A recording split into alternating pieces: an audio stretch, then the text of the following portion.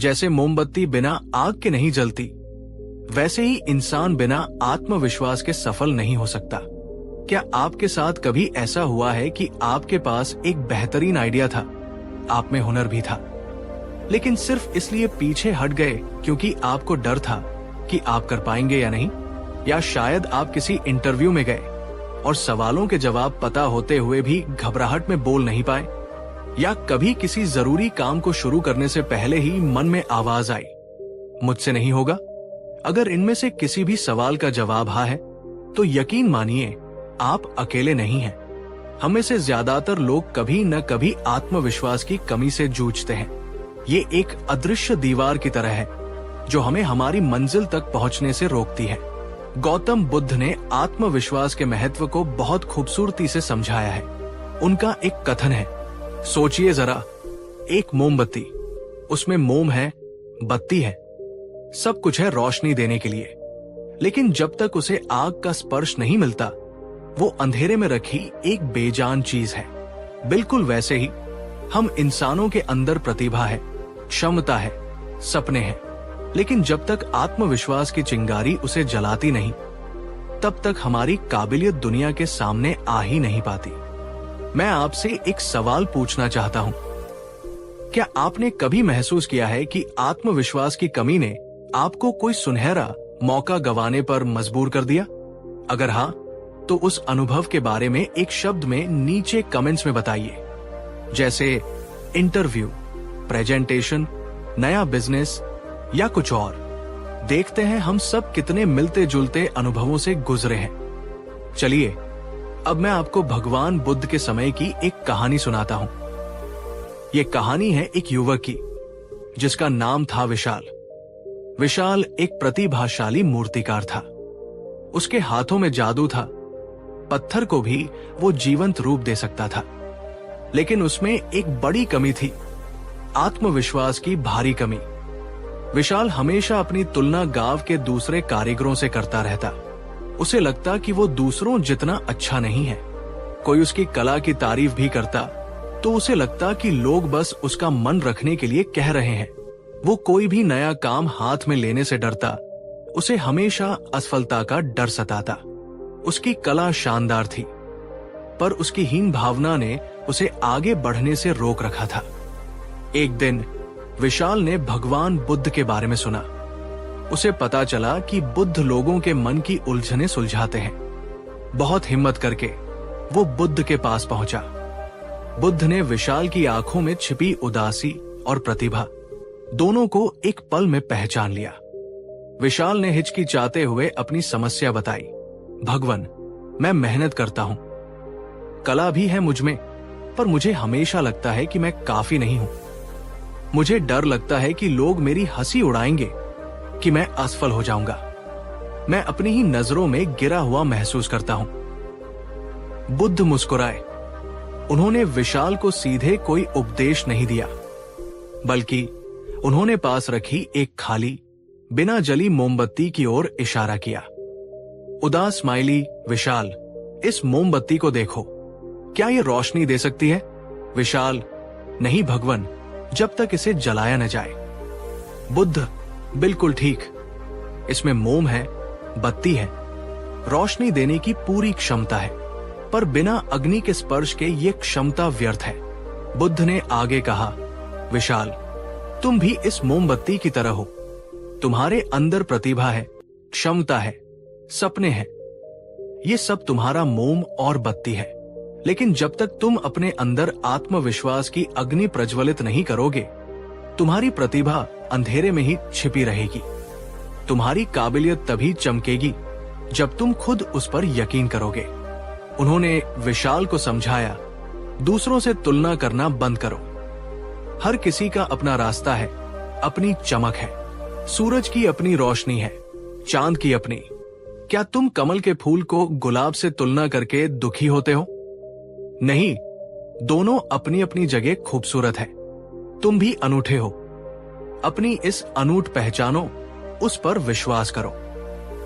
बुद्ध के सरल शब्दों ने विशाल के मन पर गहरा असर किया। उसे पहली बार लगा कि शायद वो सच में काबिल है। उसने बुद्ध को धन्यवाद दिया और वापस लौट गया। उस दिन से विशाल ने खुद पर ध्यान देना शुरू किया। उसने छोटी छोटी मूर्तियां बनाना शुरू किया, सिर्फ अपने आनंद के लिए। जब कोई कमी रह जाती तो वो निराश होने की बजाय उससे सीखता। धीरे धीरे उसका डर कम होने लगा और आत्मविश्वास बढ़ने लगा। कुछ ही समय में विशाल की कला न सिर्फ उसके गांव में बल्कि दूर दूर तक प्रसिद्ध हो गई। वो अब एक सफल और संतुष्ट मूर्तिकार था, क्योंकि उसने अपनी अंदर की मोमबत्ती को जलाना सीख लिया था। तो दोस्तों, इस कहानी से हमें क्या सीखने को मिलता है? वही जो बुद्ध ने कहा, हमारी क्षमताएं, हमारा हुनर, सब कुछ हमारे अंदर मौजूद है, लेकिन उसे बाहर लाने के लिए, उसे दुनिया को दिखाने के लिए, सफलता पाने के लिए हमें चाहिए आत्मविश्वास की अग्नि। बुद्ध की एक और महत्वपूर्ण शिक्षा है, अत दीपो भव, यानी अपना दीपक स्वयं बनो। इसका गहरा संबंध आत्मविश्वास से है। जब हम बाहरी तारीफों, दूसरों की राय या परिस्थितियों पर निर्भर रहने की बजाय अपने अंदर की शक्ति पर भरोसा करना सीखते हैं, तभी हम सही मायने में आत्मनिर्भर और आत्मविश्वासी बनते हैं। आत्मविश्वास का मतलब अहंकार या घमंड नहीं है। आत्मविश्वास का मतलब है अपनी काबिलियत को जानना, अपनी कमियों को स्वीकार करना और उन्हें सुधारने का हौसला रखना, और ये मानना कि आप किसी भी चुनौती का सामना करने और उससे सीखने में सक्षम हैं। अगर आपको विशाल की ये कहानी प्रेरणादायक लगी और बुद्ध की ये शिक्षा आपके दिल को छू गई, तो इस वीडियो को एक लाइक जरूर दीजिएगा। आपका एक लाइक हमें बताता है कि हम सही दिशा में जा रहे हैं। और हाँ, कमेंट्स में ये बताना मत भूलिएगा कि विशाल की कहानी का कौन सा हिस्सा आपको सबसे ज्यादा अच्छा लगा। बुद्ध का मोमबत्ती वाला उदाहरण या अत दीपो भव का संदेश।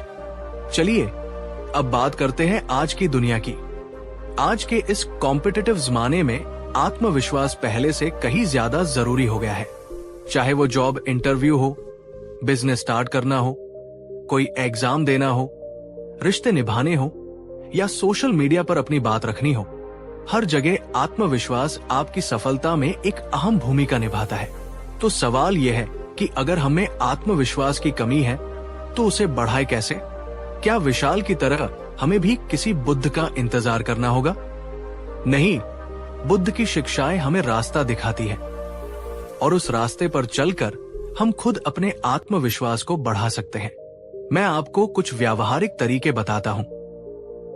हम अक्सर बड़ी सफलताओं का इंतजार करते हैं और छोटी छोटी जीतों को नजरअंदाज कर देते हैं।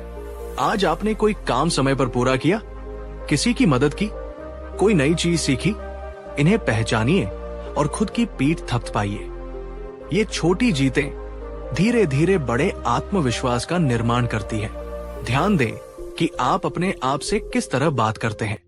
क्या आप अक्सर खुद को कोसते हैं, मैं बेकार हूं, मुझसे नहीं होगा? इसे बदले, जब भी मन में नकारात्मक विचार आए, उसे तुरंत एक सकारात्मक या कम से कम तटस्थ विचार से बदले। मैं सीख रहा हूं, मैं कोशिश कर सकता हूं, ये मुश्किल है पर नामुमकिन नहीं।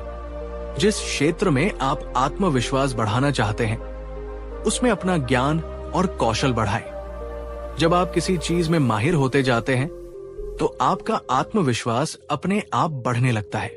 कॉम्पिटेंस से कॉन्फिडेंस आता है। थोड़ा थोड़ा करके उन चीजों को करना शुरू करें जिनसे आपको डर लगता है। छोटी शुरुआत करें। अगर लोगों के सामने बोलने से डरते हैं तो पहले 2-4 दोस्तों के सामने बोलें। धीरे धीरे दायरा बढ़ाएं।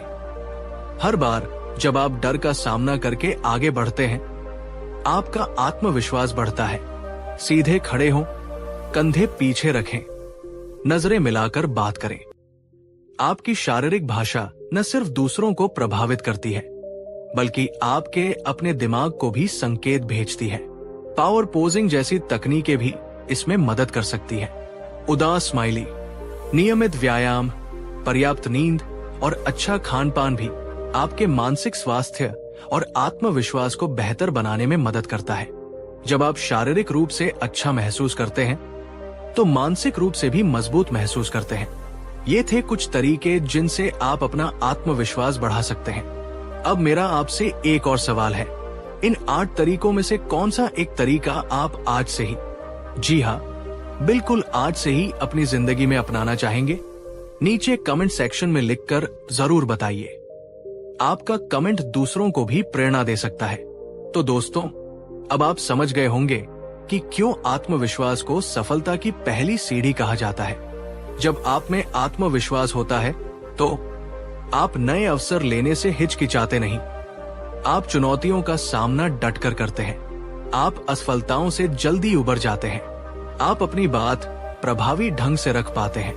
आप दूसरों को प्रेरित कर पाते हैं और सबसे जरूरी, आप खुद पर यकीन करते हैं, जो किसी भी मंजिल तक पहुंचने के लिए पहला और सबसे महत्वपूर्ण कदम है। याद रखिए, आत्मविश्वास कोई ऐसी चीज नहीं है जो कुछ लोगों में जन्म से होती है और कुछ में नहीं। ये एक मांसपेशी की तरह है जिसे अभ्यास से मजबूत बनाया जा सकता है। विशाल ने कर दिखाया तो आप भी कर सकते हैं। तो आज हमने गौतम बुद्ध की पहली शिक्षा को जाना, आत्मविश्वास का महत्व। जैसे मोमबत्ती बिना आग के नहीं जल सकती, वैसे ही हम बिना आत्मविश्वास के सफलता की ऊंचाइयों को नहीं छू सकते। अपने अंदर की उस चिंगारी को पहचानिए, उसे जलाइए और अपनी पूरी क्षमता के साथ चमकिए। मुझे उम्मीद है कि आज का ये एपिसोड आपके अंदर आत्मविश्वास की एक नई लहर जगाएगा। अगले एपिसोड में हम बुद्ध की एक और शक्तिशाली शिक्षा पर बात करेंगे जो हमारे जीवन की दिशा बदल सकती है। वो शिक्षा है, जैसे सोचोगे वैसे ही बनोगे। हम जानेंगे कि कैसे हमारे विचार हमारी हकीकत बनाते हैं और कैसे हम अपने विचारों को बदलकर अपनी जिंदगी बदल सकते हैं। तो उसे देखना बिल्कुल मत भूलिएगा। जाने से पहले, अगर आपको लगता है कि ये जानकारी किसी और के काम आ सकती है, किसी ऐसे दोस्त या रिश्तेदार के जिसे थोड़ी प्रेरणा या आत्मविश्वास की जरूरत है, तो इस वीडियो को उनके साथ शेयर जरूर करें। ज्ञान बांटने से बढ़ता है। और हाँ, अगर आप इस सीरीज गौतम बुद्ध की 10 बातें जान लो का कोई भी एपिसोड मिस नहीं करना चाहते, तो हमारे चैनल को अभी सब्सक्राइब करें और वो जो घंटी वाला बटन है ना, बेल आइकन, उसे भी दबा दें ताकि जैसे ही नया एपिसोड आए आपको तुरंत पता चल जाए। आपके समय के लिए बहुत बहुत धन्यवाद। याद रखिए, आप सक्षम हैं, आप अनूठे हैं, बस खुद पर विश्वास कीजिए। पिछले एपिसोड में हमने बात की थी आत्मविश्वास की, सफलता की उस पहली सीढ़ी की जिसके बिना आगे बढ़ना मुश्किल है। हमने बुद्ध की कहानी से सीखा कि कैसे खुद पर यकीन करना हमारी अंदरूनी शक्तियों को जगा सकता है।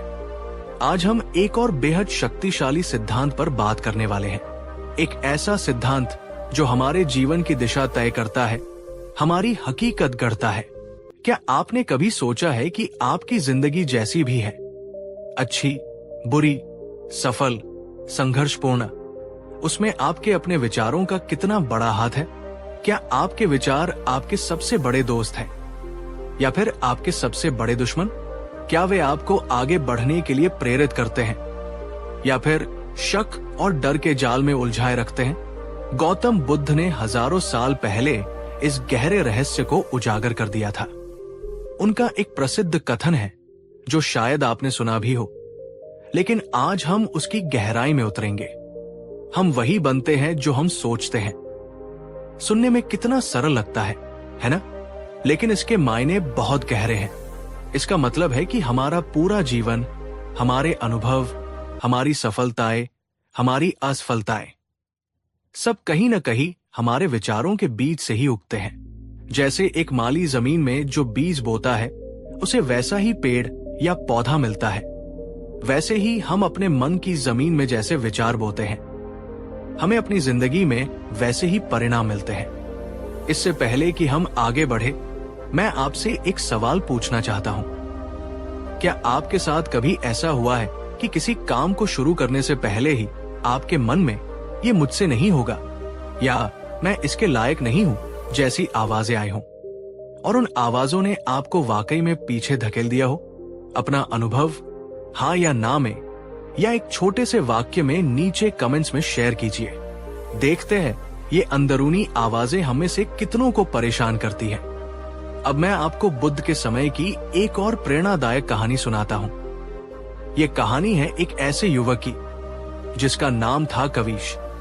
कवीश शारीरिक रूप से स्वस्थ था, समझदार भी था, लेकिन उसके मन में एक बात घर कर गई थी कि वो निकम्मा है, किसी काम का नहीं है। बचपन से ही शायद उसे किसी ने कह दिया होगा, या उसने खुद ही अपनी छोटी मोटी असफलताओं से ये धारणा बना ली थी। वो कोई भी काम शुरू करता तो उसके मन में पहले यही विचार आता, मैं तो हूं ही निकम्मा, मुझसे ये कहा होगा, और होता भी यही। उसका आत्मविश्वास इतना कमजोर हो चुका था कि वो आसान से आसान काम में भी गलतियां कर बैठता या उसे अधूरा छोड़ देता। लोग भी उसे उसी नजर से देखने लगे थे। उसकी पहचान ही जैसे निकम्मा कवीश बन गई थी। वो अंदर ही अंदर घुटता रहता, दुखी रहता, लेकिन उसे बाहर निकलने का कोई रास्ता नहीं सूझता था। एक दिन कवीश ने सुना कि भगवान बुद्ध पास के उपवन में ठहरे हैं और लोगों को जीवन जीने की कला सिखा रहे हैं। मन में थोड़ी उम्मीद जगी। डरते डरते, सकुचाते हुए वो बुद्ध के पास पहुंचा। कवीश बुद्ध के सामने बैठा है, नजरें झुकी हुई, दुखी। बुद्ध ने कवीश की ओर करुणा भरी दृष्टि से देखा। कवीश ने रोते हुए अपनी व्यथा सुनाई। भगवान, सब मुझे निकम्मा कहते हैं और मुझे भी अब यही लगता है कि मैं सच में किसी लायक नहीं हूं। मैं कुछ भी करने की कोशिश करता हूं, असफल हो जाता हूं। मेरे विचारों ने मुझे जकड़ लिया है। क्या मेरा जीवन ऐसे ही बीतेगा? बुद्ध ने शांति से उसकी पूरी बात सुनी। फिर उन्होंने कहा, कवीश, तुम्हारी समस्या तुम्हारे बाहरी हालात या तुम्हारी क्षमताओं में उतनी नहीं है जितनी तुम्हारे अपने विचारों में है। तुम लगातार खुद को निकम्मा सोचते हो और तुम्हारा मन और शरीर उसी सोच के अनुसार प्रतिक्रिया करते हैं।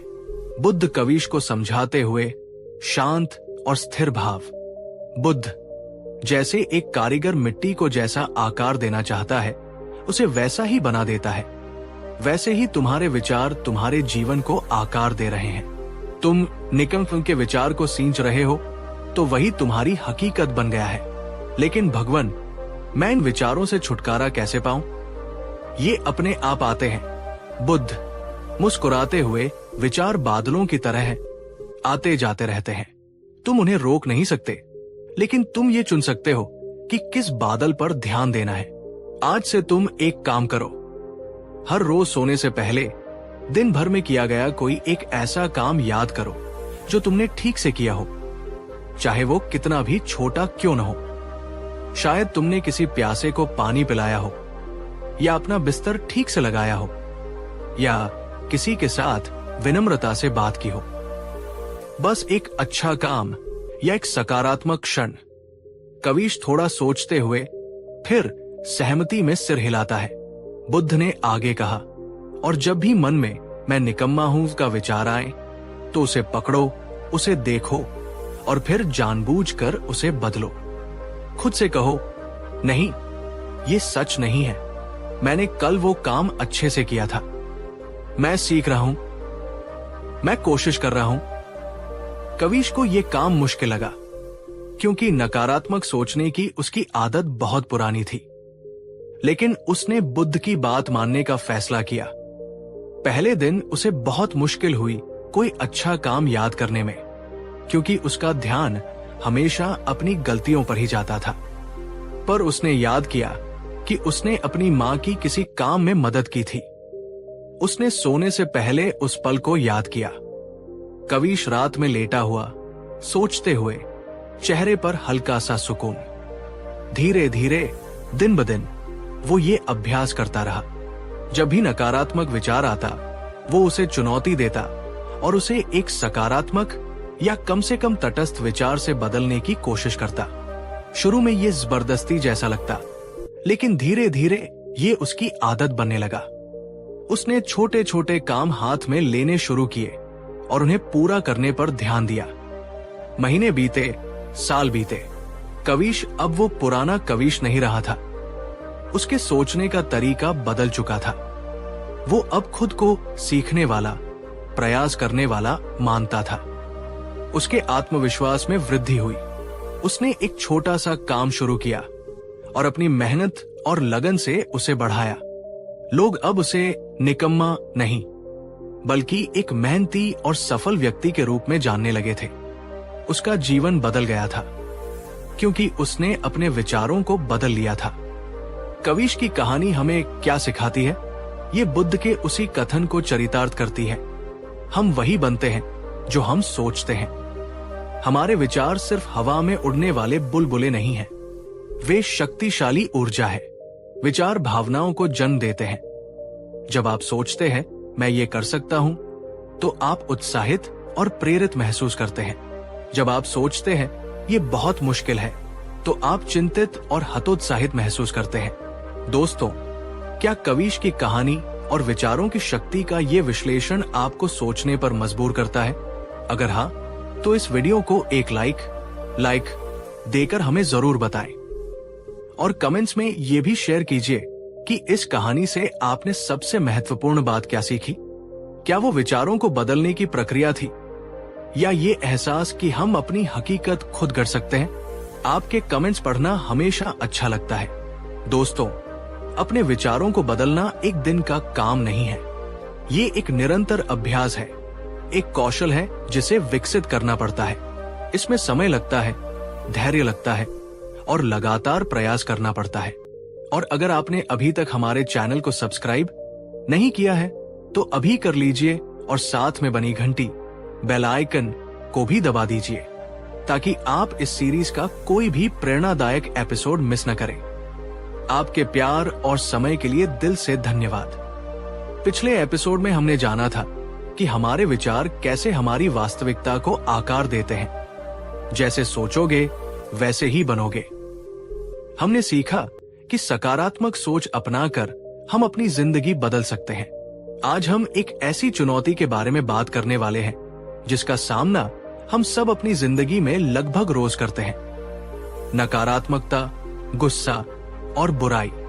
सोचिए, जब कोई आपसे बेवजह रूखा व्यवहार करता है, या सोशल मीडिया पर कोई आपके लिए भद्दे कमेंट्स लिखता है, या ऑफिस में कोई आपकी पीठ पीछे बुराई करता है, या सड़क पर कोई बेवजह आपसे उलझ पड़ता है, तो आपका पहला रिएक्शन क्या होता है? क्या आपको गुस्सा आता है? क्या मन करता है कि जैसे को तैसा जवाब दिया जाए? क्या आप उस नकारात्मकता के जाल में उलझ जाते हैं और आपका पूरा दिन खराब हो जाता है? ये बहुत स्वाभाविक प्रतिक्रिया है। गुस्सा आना, बुरा लगना, पलटकर जवाब देने की इच्छा होना, ये सब मानवीय भावनाएं हैं। लेकिन क्या ये सबसे अच्छा तरीका है? क्या आग को आग से बुझाया जा सकता है? क्या नफरत का जवाब नफरत से देने से दुनिया में नफरत कम होती है? गौतम बुद्ध ने हमें इस स्थिति से निपटने का एक क्रांतिकारी, एक बेहद शक्तिशाली तरीका सिखाया है। उनका एक अमर कथन है, क्रोध को प्रेम से, बुराई को भलाई से जीतो।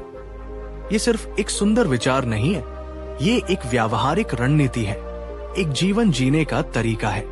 बुद्ध कह रहे हैं कि अगर कोई आपके प्रति क्रोध या बुराई दिखाता है, तो उसका जवाब उसी तरह देने से वो बुराई और बढ़ेगी, घटेगी नहीं। उसे शांत करने का, उसे जीतने का एकमात्र तरीका है प्रेम, करुणा और अच्छाई का मार्ग अपनाना। इससे पहले कि हम बुद्ध की प्रसिद्ध कहानी सुने, मैं आपसे एक सीधा सवाल पूछना चाहता हूं। ईमानदारी से बताइएगा, जब कोई आपके साथ बुरा व्यवहार करता है, तो क्या आपके लिए शांत रहना और प्रेम से प्रतिक्रिया देना आसान होता है या मुश्किल?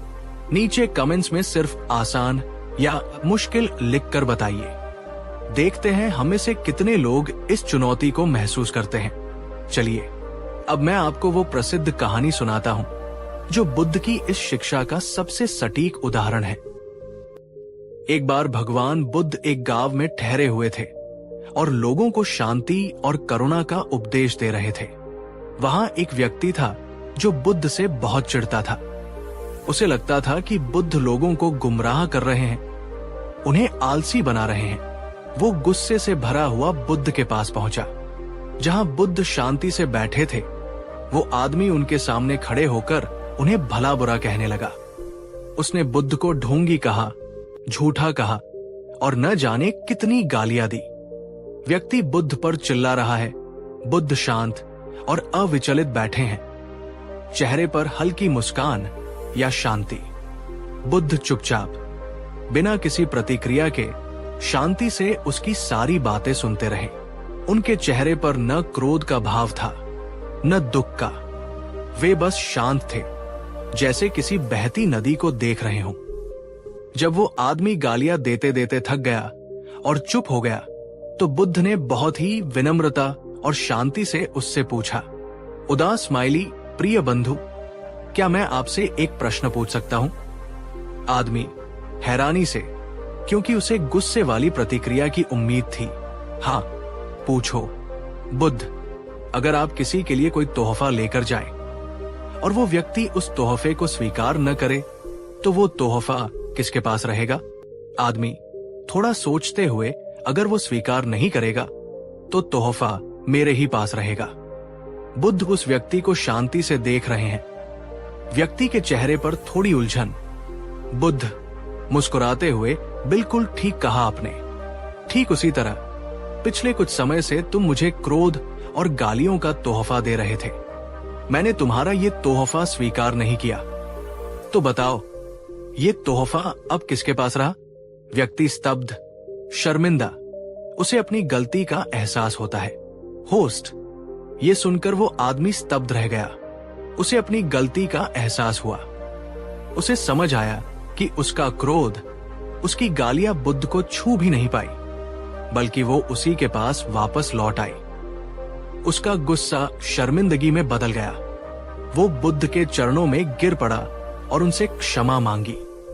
बुद्ध ने उसे करुणा से उठाया और उसे शांति का मार्ग दिखाया। ये कहानी कितनी शक्तिशाली है, ये हमें सिखाती है। आपकी प्रतिक्रिया आपके नियंत्रण में है। कोई आपको गुस्सा दिलाने की कोशिश कर सकता है, लेकिन गुस्सा करना या न करना, ये आपकी अपनी पसंद है। आप उनकी नकारात्मकता को स्वीकार करने से मना कर सकते हैं। अस्वीकार की गई नकारात्मकता वापस लौट जाती है। जैसे बुद्ध ने कहा, अगर आप किसी की दी हुई गाली या क्रोध को स्वीकार नहीं करते, तो वो उसी व्यक्ति के पास रह जाता है। आप पर उसका असर नहीं होता। शांति और प्रेम ज्यादा शक्तिशाली है। बुद्ध की शांति और स्थिरता ने उस गुस्सैल आदमी के क्रोध को पूरी तरह निरस्त कर दिया। प्रेम और करुणा में वो शक्ति है जो क्रोध और घृणा में नहीं। ये कमजोरी नहीं, ताकत है। शांत रहना, प्रेम से प्रतिक्रिया देना, ये कमजोरी की निशानी नहीं है। इसके लिए बहुत अधिक आंतरिक शक्ति, आत्मनियंत्रण और समझ की आवश्यकता होती है। ये भावनात्मक परिपक्वता का संकेत है। बुद्ध ये नहीं कह रहे कि अन्याय को चुपचाप सहें या गलत को गलत न कहें। वे कह रहे हैं कि प्रतिक्रिया का तरीका बदले। विरोध भी शांतिपूर्ण और रचनात्मक हो सकता है। लड़ाई बुराई से नहीं, बुराई के तरीके से है। होस्ट, दोस्तों, बुद्ध की ये कहानी और गाली का तोहफा वाला उनका जवाब आपको कैसा लगा? क्या इसने आपको सोचने का एक नया नजरिया दिया? अगर हाँ, तो प्लीज इस वीडियो को एक लाइक जरूर करें और कमेंट्स में बताएं कि बुद्ध के जवाब की कौन सी बात आपको सबसे ज्यादा प्रभावशाली लगी, उनका शांत रहना या उनका तोहफे वाला तर्क। अब सवाल ये उठता है कि क्या हम बुद्ध की इस शिक्षा को आज की जिंदगी में अपना सकते हैं, जहां चारों तरफ इतनी नकारात्मकता, प्रतिस्पर्धा और तनाव है? जवाब है हाँ, बिल्कुल अपना सकते हैं। और शायद आज इसकी जरूरत पहले से कहीं ज्यादा है। सोचिए, कहां हम इसे लागू कर सकते हैं। अगर कोई सहकर्मी या बॉस आपके साथ अनुचित व्यवहार करता है, तो तुरंत गुस्से में प्रतिक्रिया देने की बजाय एक गहरी सांस लें। शांत होने पर मुद्दे को पेशेवर तरीके से संबोधित करें। ध्यान समस्या पर रखें, व्यक्ति पर हमला करने पर नहीं। आपकी शांति अक्सर सामने वाले को निरुत्तर कर देती है। बहस या मतभेद के दौरान आवाज ऊंची करने या कड़वे शब्द बोलने की बजाय सुनने की कोशिश करें। सामने वाले के नजरिए को समझने का प्रयास करें। एम्पैथी, प्यार और सम्मान बनाए रखते हुए अपनी बात रखें, लक्ष्य जीतना नहीं, बल्कि रिश्ते को बचाना और समाधान खोजना होना चाहिए। सामाजिक मुद्दे। जब हम समाज में अन्याय या बुराई देखते हैं तो गुस्सा आना स्वाभाविक है, लेकिन उस गुस्से को नफरत फैलाने या हिंसा करने में बदलने की बजाय उसे सकारात्मक बदलाव लाने के लिए रचनात्मक ऊर्जा में बदले। शांतिपूर्ण विरोध, जागरूकता फैलाना, समाधान के लिए काम करना, ये अच्छाई से बुराई को जीतने के तरीके हैं। जब भी कोई नकारात्मक स्थिति आए, तुरंत प्रतिक्रिया देने से पहले रुकें। बस कुछ सेकंड का ठहराव आपको सोचने और बेहतर प्रतिक्रिया चुनने का मौका देगा। गहरी सांस लें। कोशिश करें समझने की कि सामने वाला ऐसा व्यवहार क्यों कर रहा है। हो सकता है वो खुद किसी तकलीफ, डर या अज्ञानता से गुजर रहा हो। यह आपको कम व्यक्तिगत रूप से लेने में मदद करेगा। माफ करना सीखें। उदास स्माइली दूसरों को और खुद को भी माफ करना सीखें। मन में बोझ लेकर घूमने से आपका ही नुकसान है। माफी सामने वाले के लिए नहीं, आपकी अपनी शांति के लिए जरूरी है। होस्ट। दोस्तों, बुराई का जवाब अच्छाई से देना हमेशा आसान नहीं होता। इसमें साहस लगता है, धैर्य लगता है और अभ्यास लगता है, लेकिन इसके फायदे बहुत गहरे और स्थायी होते हैं। यह आपकी मानसिक शांति बनाए रखता है। आप दूसरों की नकारात्मकता से अपने मन को प्रदूषित होने से बचाते हैं। ये रिश्तों को सुधारता है या कम से कम उन्हें और बिगड़ने से बचाता है। ये नकारात्मकता के चक्र को तोड़ता है। आपकी शांति और प्रेम दूसरों को भी बदलने के लिए प्रेरित कर सकते हैं। ये आपको एक मजबूत, अधिक संतुलित और सम्मानित व्यक्ति बनाता है। ये दुनिया में सकारात्मकता फैलाने का आपका अपना तरीका है। एक छोटी सी मोमबत्ती भी अंधेरे को कम कर सकती है। याद रखिए, अंधेरे से लड़ने का सबसे अच्छा तरीका है रोशनी जलाना। नफरत से लड़ने का सबसे अच्छा तरीका है प्यार फैलाना। तो आज हमने बुद्ध की तीसरी अनमोल शिक्षा सीखी। क्रोध को प्रेम से, बुराई को भलाई से जीतो। अगली बार जब कोई आपको नकारात्मकता का तोहफा देने की कोशिश करे तो याद रखिएगा, उसे स्वीकार करना या न करना पूरी तरह आपके हाथ में है। अपनी शांति चुने, अपनी अच्छाई चुने। मुझे विश्वास है कि ये एपिसोड आपको मुश्किल परिस्थितियों में शांत और सकारात्मक रहने में मदद करेगा। अगले एपिसोड में हम एक ऐसी चीज पर बात करेंगे जो हम में से ज्यादातर लोगों को परेशान करती है। या तो हम अतीत के पछतावों में खोए रहते हैं या भविष्य की चिंताओं में डूबे रहते हैं। बुद्ध हमें सिखाते हैं कि असली जीवन कहाँ है। हम जानेंगे बुद्ध की चौथी शिक्षा, अभी जियो, न अतीत में खो, न भविष्य की चिंता करो। ये एपिसोड आपकी जिंदगी को देखने का नजरिया बदल सकता है, तो इसे जरूर देखिएगा। अगर आपको लगता है कि आज की ये बात किसी ऐसे इंसान की मदद कर सकती है जो गुस्से, तनाव या नकारात्मक रिश्तों से जूझ रहा है, तो प्लीज इस वीडियो को उन तक शेयर जरूर करें। आपकी अच्छाई किसी और के जीवन में रोशनी ला सकती है। और हाँ, हमारी इस यात्रा में साथ बने रहने के लिए आपके चैनल का नाम को सब्सक्राइब करना न भूलें और नोटिफिकेशन के लिए घंटी, बेल आइकन भी दबा दें ताकि अगला एपिसोड आते ही आपको पता चल जाए। हमेशा की तरह आपके समय और ध्यान के लिए बहुत बहुत धन्यवाद। पिछले एपिसोड में हमने सीखा था कि कैसे बुराई या नकारात्मकता का सामना प्रेम और अच्छाई से किया जाए। कैसे क्रोध के तोहफे को स्वीकार करने से इनकार करके हम अपनी शांति बनाए रख सकते हैं। आज हम बात करने वाले हैं एक ऐसी चीज की जो शायद हमारी पीढ़ी की सबसे बड़ी चुनौतियों में से एक है, वर्तमान क्षण में जीना। जरा सोचिए, हमारा मन ज्यादातर कहाँ रहता है? या तो वो अतीत की गलियों में भटक रहा होता है, काश मैंने वैसा किया होता, मुझसे वो गलती न हुई होती, वो दिन कितने अच्छे थे। या फिर वो भविष्य की अनिश्चितताओं में गोते लगा रहा होता है, क्या मेरा करियर सफल होगा? क्या मेरे पास पर्याप्त पैसा होगा? क्या मेरे रिश्ते ठीक रहेंगे? कल क्या होगा? इस अतीत के पछतावे और भविष्य की चिंता के बीच एक अनमोल चीज हमसे छूट जाती है। ये पल, अभी का क्षण, वो एकमात्र क्षण जो सचमुच हमारे पास है, जहां हम जी सकते हैं, महसूस कर सकते हैं और कुछ कर सकते हैं। गौतम बुद्ध ने इस सच्चाई को बहुत गहराई से समझा और हमें सिखाया। बुद्ध कह रहे हैं कि जीवन न तो बीते हुए कल में है, न ही आने वाले कल में।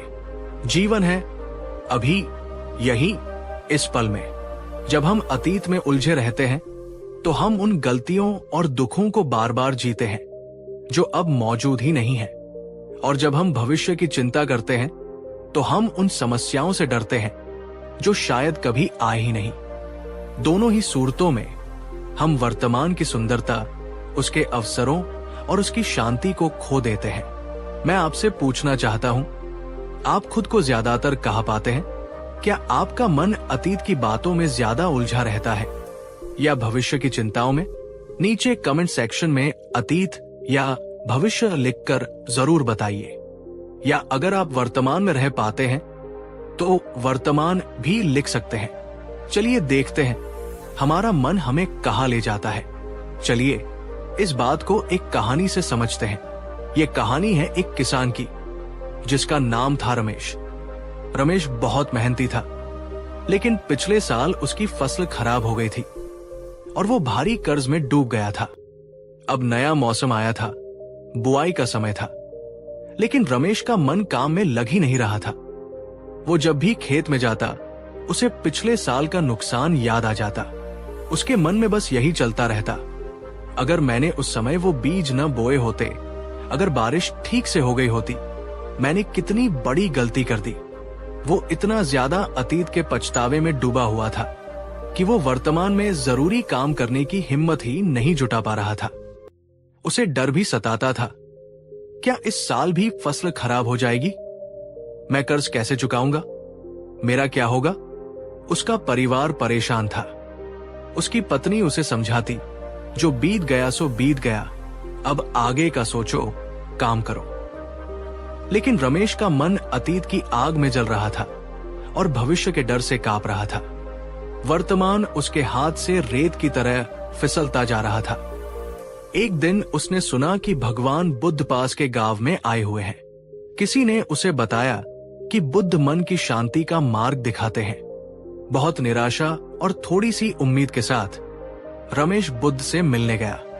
रमेश बुद्ध के सामने बैठा है, आंखों में निराशा और चिंता। उसने बुद्ध को अपनी सारी व्यथा सुनाई, कैसे वो अतीत की गलती से बाहर नहीं निकल पा रहा है और कैसे भविष्य का डर उसे जीने नहीं दे रहा है। बुद्ध ने शांति से उसकी बात सुनी। फिर उन्होंने पास जल रहे एक छोटे से दीपक की ओर इशारा किया। बुद्ध दीपक की ओर इशारा करते हुए रमेश ध्यान से देख रहा है। बुद्ध शांत स्वर में, रमेश, इस दीपक को देखो, इसकी लौ अभी जल रही है, रोशनी दे रही है। रमेश, जी भगवान। बुद्ध, क्या ये दीपक उस तेल के लिए रो रहा है जो कल रात जल गया? क्या ये उस तेल की चिंता कर रहा है जो शायद कल इसमें डाला जाएगा? रमेश सोचते हुए, नहीं भगवान, ये तो बस अभी जो तेल इसमें है उसी से जल रहा है।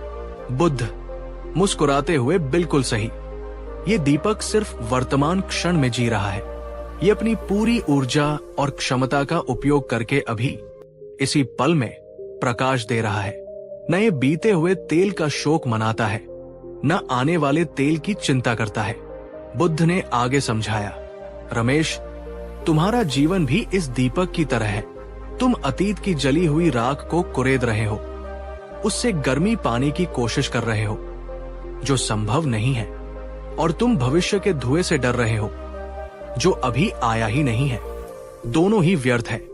बुद्ध एक बुझी हुई आग के ढेर की ओर इशारा करते हैं।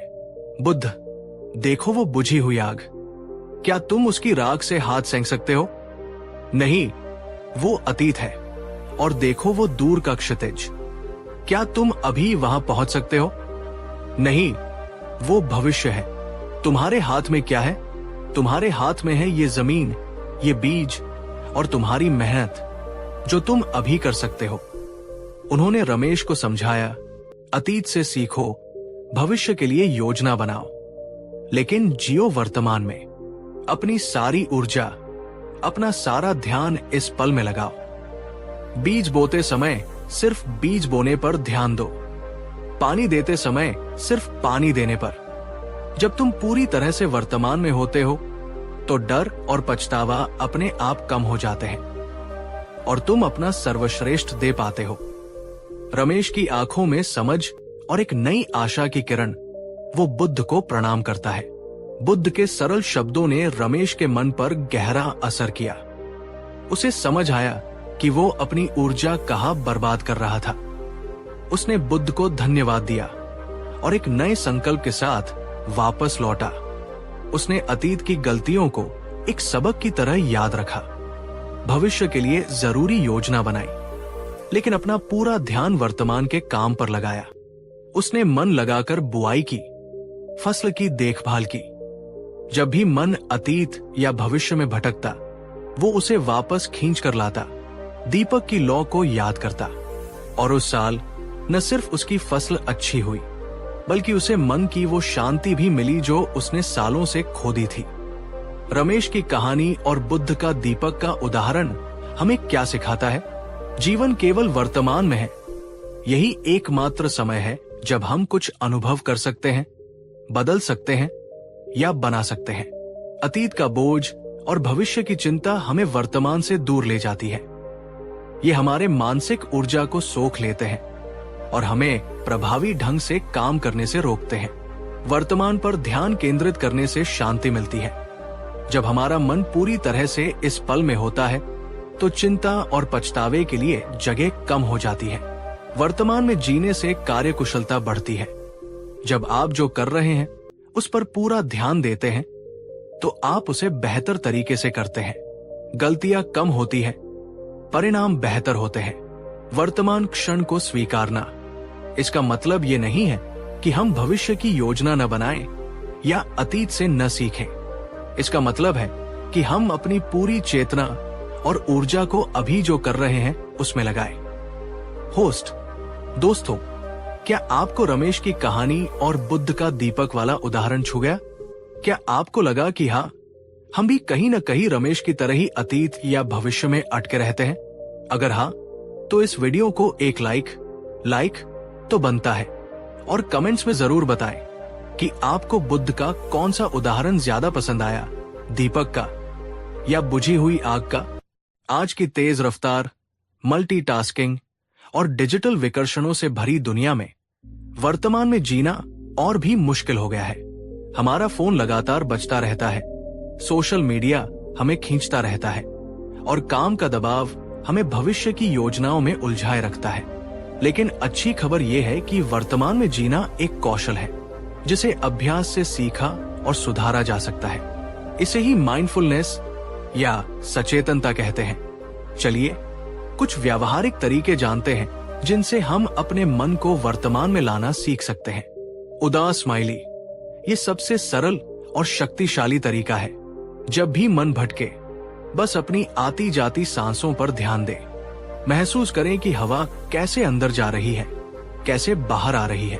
कुछ गहरी सांसें लें, यह आपको तुरंत वर्तमान में ले आएगा। मल्टीटास्किंग से बचें। जब आप खाना खा रहे हैं तो सिर्फ खाना खाएं, फोन या टीवी न देखें।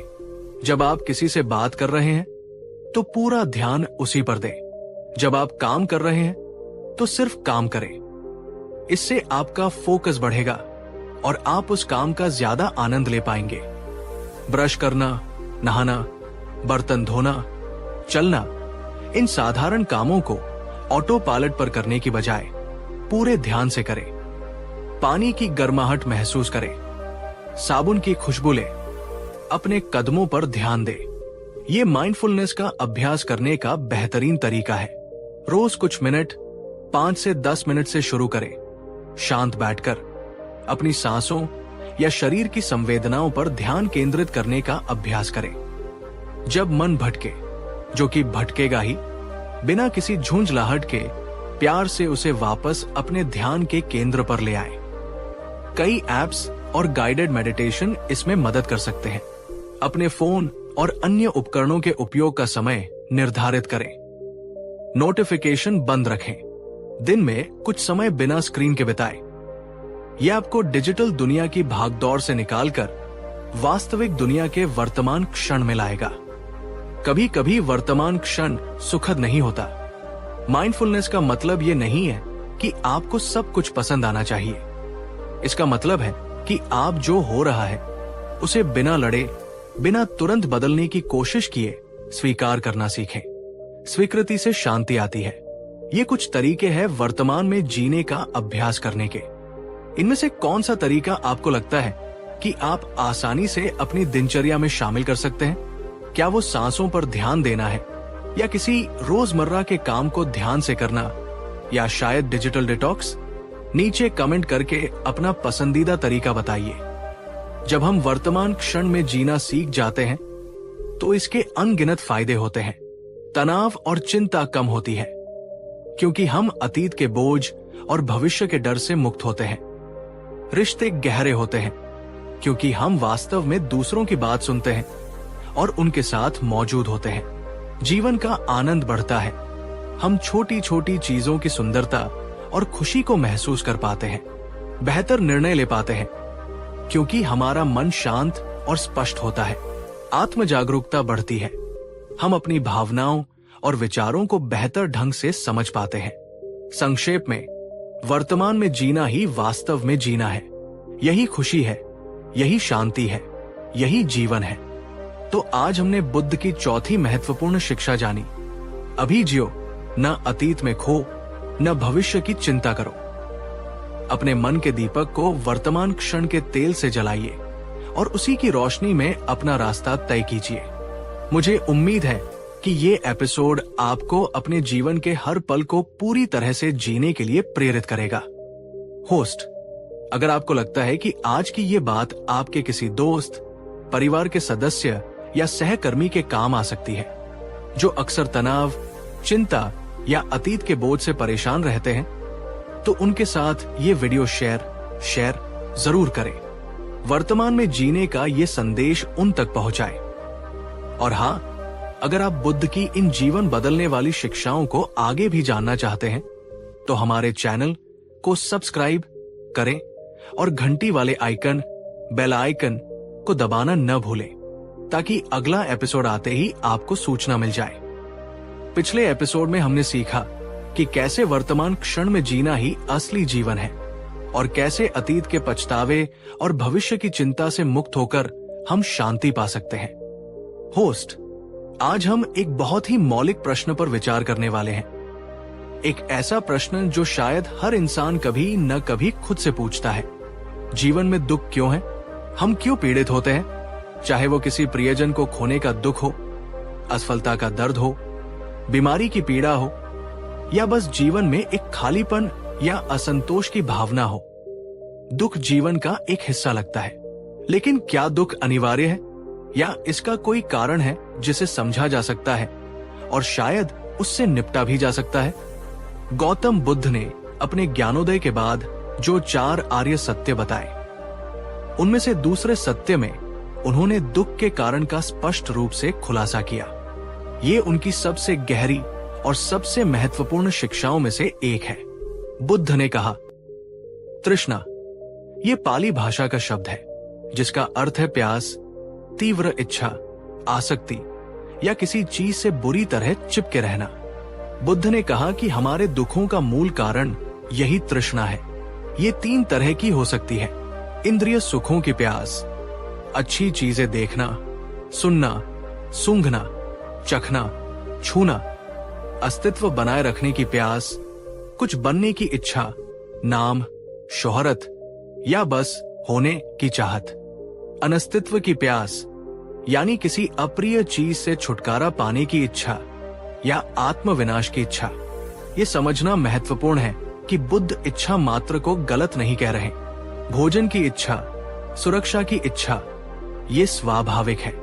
समस्या तब पैदा होती है जब ये इच्छा तृष्णा बन जाती है। एक ऐसी अंधी प्यास, एक ऐसा गहरा मोह या अटैचमेंट जो हमें चीजों, लोगों, विचारों या स्थितियों से बुरी तरह चिपका देता है। और जब वे चीजें बदलती हैं, जो कि वे बदलेंगी ही क्योंकि सब कुछ अनित्य है, या हमें नहीं मिलती, तो हमें दुख होता है। मैं आपसे एक व्यक्तिगत सवाल पूछना चाहता हूं। क्या आपने कभी किसी चीज, व्यक्ति, वस्तु, पद या विचार से इतने गहरे जुड़े हुए महसूस किया है कि जब वो आपसे दूर हुई या बदली तो आपको बहुत ज्यादा दुख या पीड़ा हुई? अगर हाँ, तो क्या आप उस जुड़ाव या अटैचमेंट को एक शब्द में नीचे कमेंट से बता सकते हैं, जैसे रिश्ता, नौकरी, सफलता, स्मृति आदि। ये हमें समझने में मदद करेगा कि मोह हम सबके जीवन को कैसे छूता है।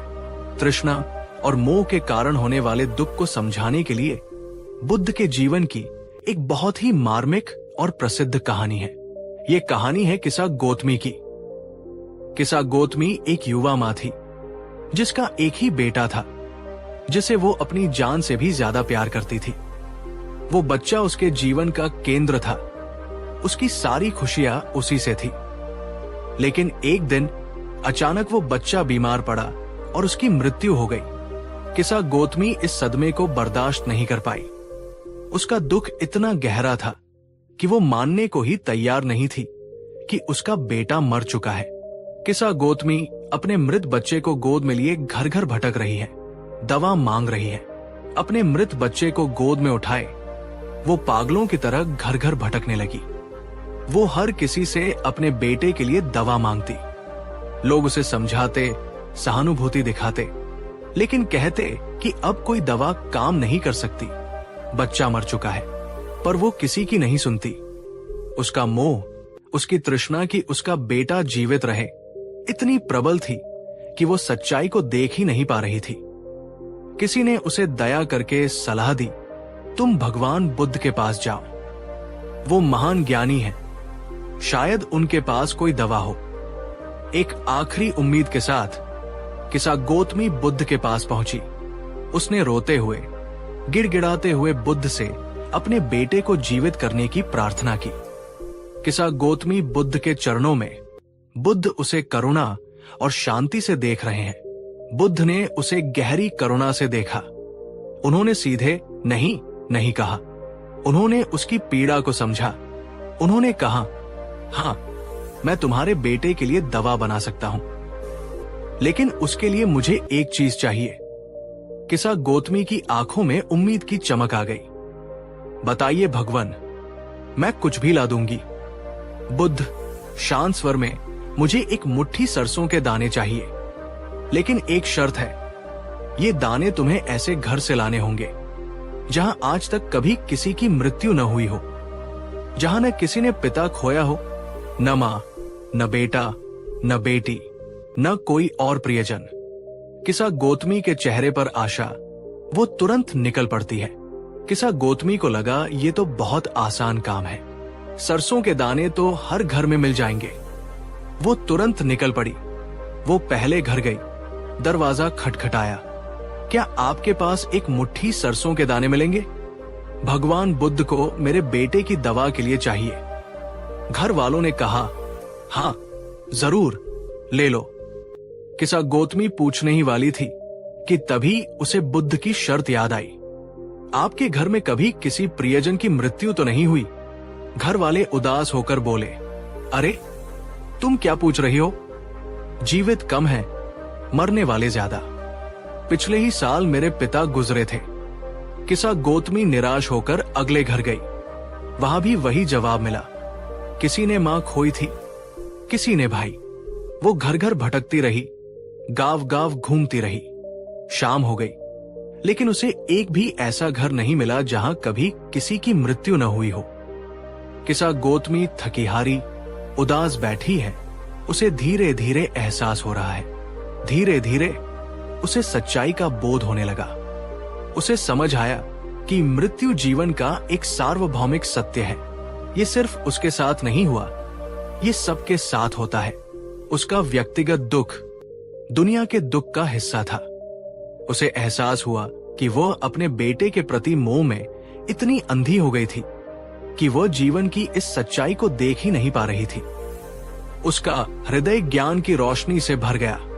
वो समझ गई कि बुद्ध ने उसे सरसों के दाने लाने के लिए क्यों भेजा था। वो वापस बुद्ध के पास लौटी। लेकिन अब उसकी आंखों में वो पागलपन नहीं था, बल्कि एक गहरी शांति और समझ थी। उसने बुद्ध के सामने सिर झुकाया। बुद्ध, क्या तुम सरसों के दाने लाए? किसा गौतमी शांत स्वर में, नहीं भगवान, मुझे समझ आ गया है, मृत्यु सभी के लिए आती है, मैं अपने मोह में अंधी थी। होस्ट, बुद्ध ने उसे समझाया कि जीवन अनित्य है, सब कुछ बदलता है, जन्म के साथ मृत्यु जुड़ी हुई है। इस सच्चाई को स्वीकार करने से ही दुख कम होता है। किसा गौतमी ने बुद्ध की शरण ली और बाद में वो एक प्रबुद्ध भिक्षुणी बनी। किसा गौतमी की ये कहानी हमें कई बातें सिखाती है। मोह दुख का कारण है। किसा गौतमी का अपने बेटे के प्रति गहरा मोह ही उसके असनीय दुख का कारण था। मृत्यु और अनित्यता सार्वभौमिक सत्य है, कोई भी इससे बच नहीं सकता। इसे स्वीकार करना ज्ञान का पहला कदम है। हमारा दुख अनोखा नहीं है। जब हम समझते हैं कि दूसरे भी इसी तरह के दुखों से गुजरते हैं, तो हमें अकेलापन कम महसूस होता है और सहानुभूति बढ़ती है। ज्ञान दुख को कम करता है।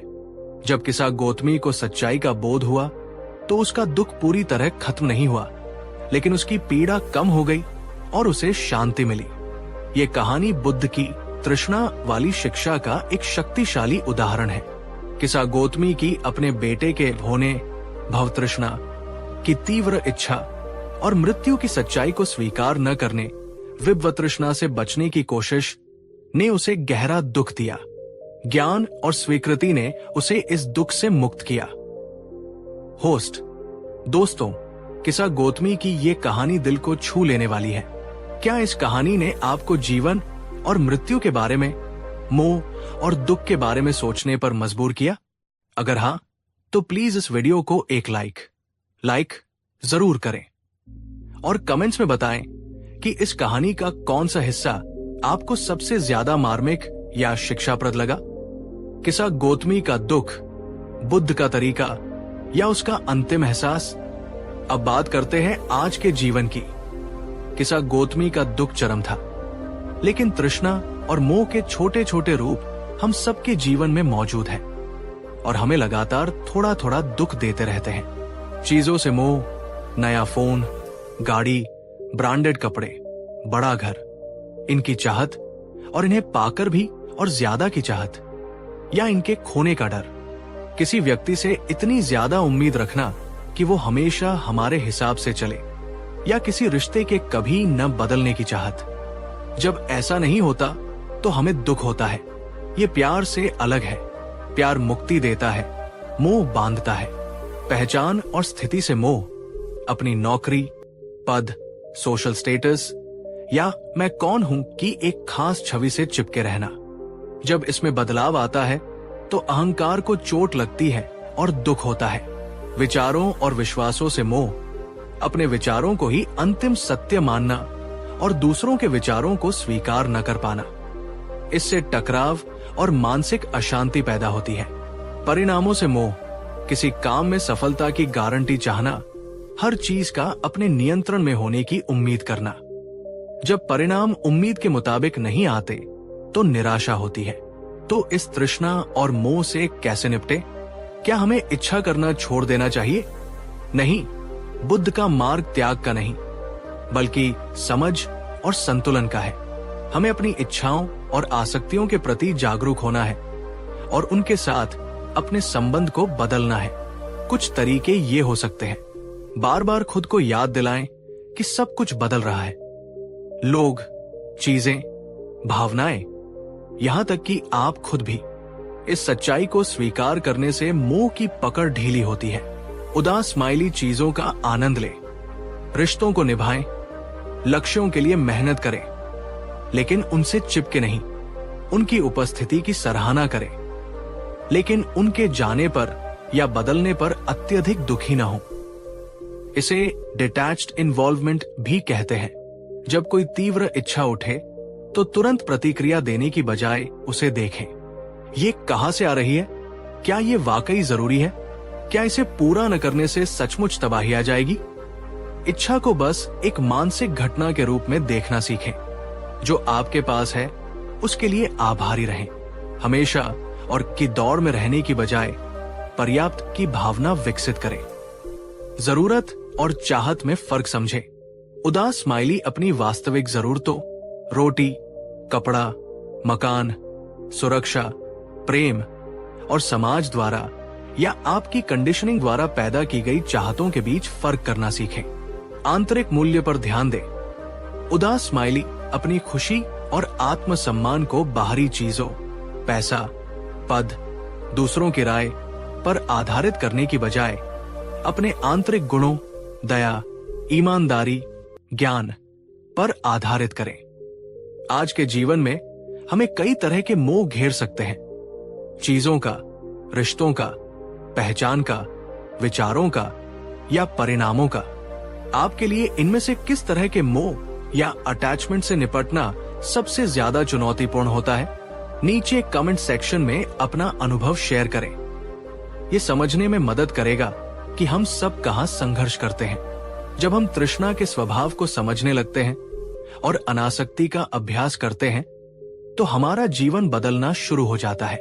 कम दुख और पीड़ा, क्योंकि हम बदलाव और हानि को जीवन के हिस्से के रूप में स्वीकार करना सीख जाते हैं। अधिक मानसिक शांति और स्वतंत्रता, हम इच्छाओं के गुलाम नहीं रहते बल्कि उनके स्वामी बनते हैं। हम जीवन के उतार चढ़ावों का बेहतर ढंग से सामना कर पाते हैं। गहरे और स्वस्थ रिश्ते, क्योंकि वे उम्मीदों के बोझ से मुक्त होते हैं और स्वीकृति पर आधारित होते हैं। असली खुशी, जो बाहरी परिस्थितियों पर निर्भर नहीं करती बल्कि भीतर से आती है। तृष्णा को समझना दुखों के चक्र को तोड़ने की कुंजी है। तो आज हमने बुद्ध की 5वीं और बहुत गहरी शिक्षा को जाना। तृष्णा ही दुख का जड़ है। मोह और आसक्ति हमें बांधते हैं और दुख देते हैं। अनित्यता को समझकर और अनासक्ति का अभ्यास करके हम सच्ची शांति और स्वतंत्रता पा सकते हैं, जैसे किसा गौतमी ने पाई। मुझे उम्मीद है कि ये एपिसोड आपको अपनी इच्छाओं और मोह को एक नई दृष्टि से देखने में मदद करेगा। अगर आपको लगता है कि आज की ये चर्चा किसी ऐसे व्यक्ति की मदद कर सकती है जो किसी दुख, हानि या मोह से गुजर रहा है, तो कृपया इस वीडियो को उनके साथ शेयर करें। बुद्ध का ये संदेश उन्हें शांति दे सकता है। और हाँ, बुद्ध की इन गहराइयों में हमारे साथ बने रहने के लिए आपके चैनल का नाम को सब्सक्राइब करना और घंटी बेल आइकन दबाना बिल्कुल न भूलें, ताकि अगला एपिसोड आपसे मिस न हो। आपके अमूल्य समय और गहरे चिंतन के लिए बहुत बहुत धन्यवाद।